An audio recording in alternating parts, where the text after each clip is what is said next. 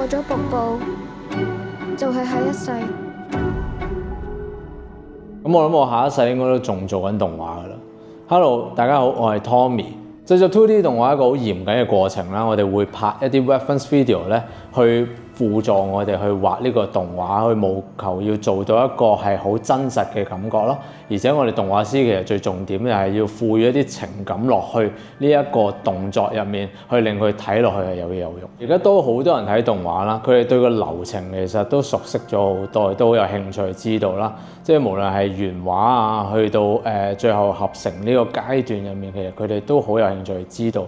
而我哋作為動畫師咧，係會層層把關去將每一個步驟做得最好嘅。喂，我想請問下咧，你有冇見過一個咁高度嘅小朋友啊？冇。我同我細佬失散咗啊！你可唔可以幫我揾下？細佬失散咗，點解要揾啊？吓？因為佢我細佬咯。咁我哋喺場景設計入面咧，我哋都包含咗好多唔同嘅文化，例如可能有英倫嘅工廠啦，或者去到印度嘅一啲宮殿色彩嘅地方啦，甚至係一啲古代嘅遺跡。而入面佢哋遇到嘅人啊、服裝啊嗰啲，我哋都花好多心思去設計嘅，因為佢哋入面可能係有啲夾雜咗真嘅，有啲夾雜咗我哋自己想像。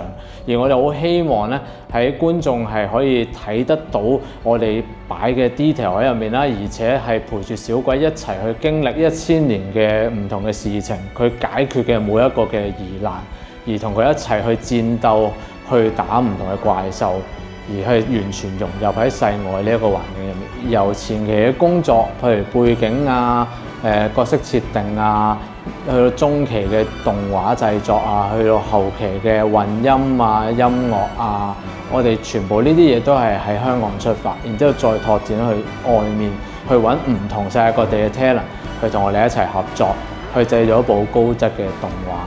我哋好希望觀眾可以睇得到我哋咁用心去做呢個動畫，可以感受得到原來香港做嘅動畫可以咁靚，可以做到呢一個水準。